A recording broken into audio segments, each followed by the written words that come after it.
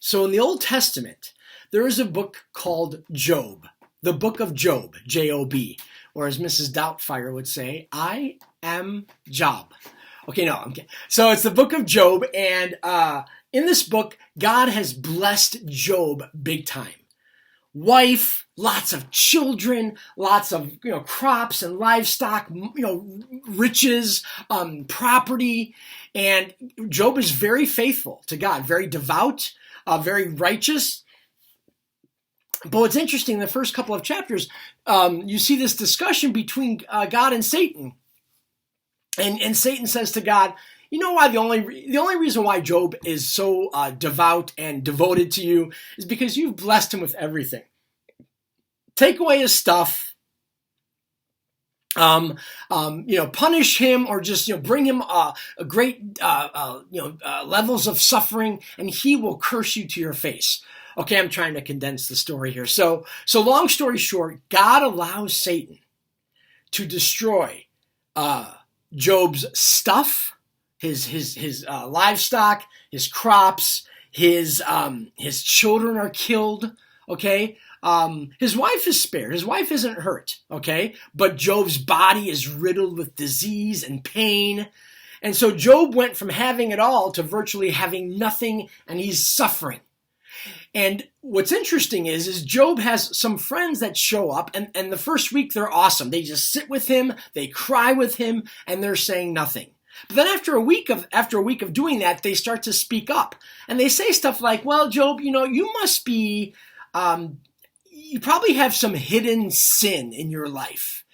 You're probably doing something wrong, or many things wrong, because God, we know how God works. He rewards the righteous, but punishes the guilty.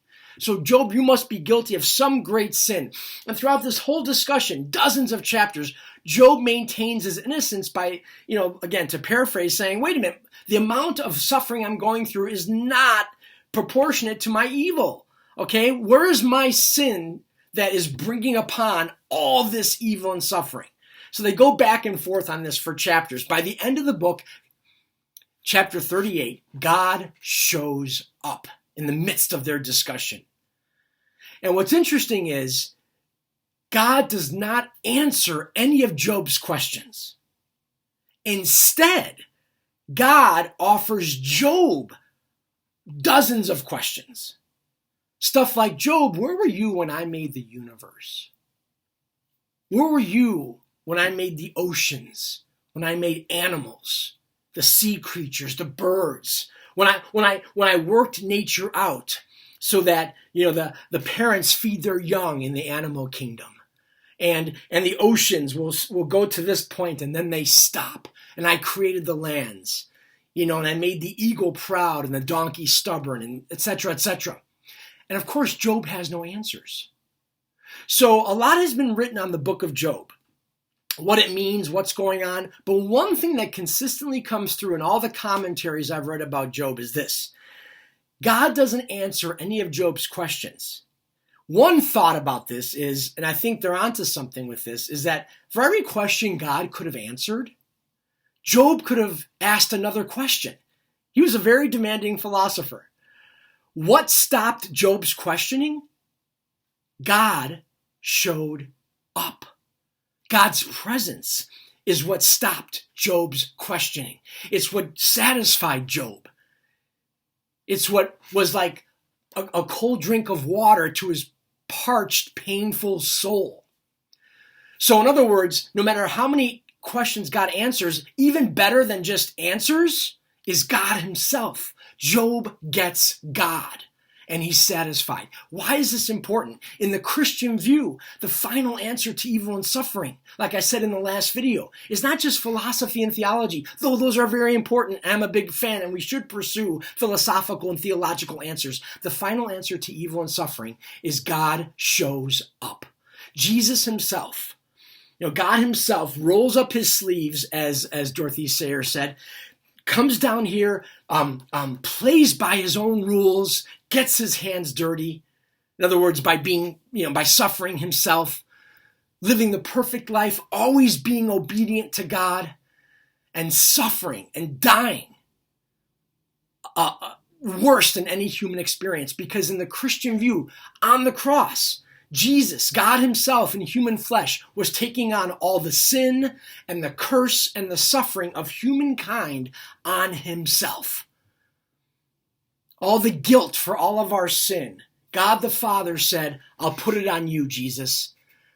In other words, he paid our bill of sin so that our bank account, spiritual bank account, can be said paid in full. So that we can stand before God someday, being seen as innocent, not because we're perfect, but because our guilt was given to Christ on the cross. That's going to be the final answer to evil and suffering. When our life here ends and we see God face to face in glory and beauty and happiness beyond understanding. So God's final answer to evil and suffering is a personal answer. God, he gives us himself. At the center of the Christian faith is a God who weeps with us. So though we can't understand everything about evil and suffering and why God allows certain things to happen, we know one thing for sure about evil and suffering. It's not, God doesn't allow it because he doesn't love us. We know he loves us because of the cross of Christ. He didn't have to come down. He didn't have to suffer. He didn't have to do that, but he chose to, because that was the only way to redeem us, to reconcile us to himself. Taking the curse and the results that sin brought on in this creation, on humans, on the earth, on all of life. Because of sin, we were alienated from God, alienated from each other, because our relationships aren't perfect, alienated from the creation. We struggle to take care of it. But God comes down himself and says, I'm the final answer to evil and suffering. This is for those who follow Christ, for those who follow God, this life will be as bad as it gets, because on the other side, in the afterlife, it's everlasting glory. And the sad, tragic, horrific downside to this is those who reject Christ, who say, God, I don't need you, I'll do it my own way. This life will be as good as it gets. Because if we don't want to follow Christ, if we want to do it our own way, God respects that. And in the afterlife, he'll still respect it and say, you don't want me? Of course, it breaks his heart, but he's not going to violate our free will. He will honor our choice to follow him or not follow him. But we've got to make that choice here. We've got to make that choice now. We don't know when our last day is.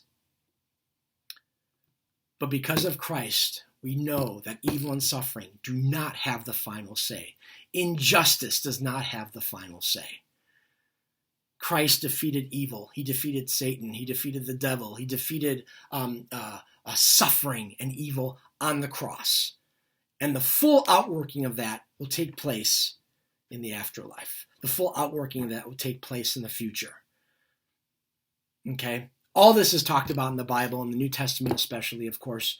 But so much more can be said. I'm moving on to a new topic now. This is the last installment, at least for the time being, about evil and suffering. I know so much you're probably questioning and disagreeing with me, some of you, and that's fine. Always feel free to toss out emails. Our email address is on the YouTube channel. Okay, see you next time, and thank you if you've listened this far. Thank you for that. I really appreciate it.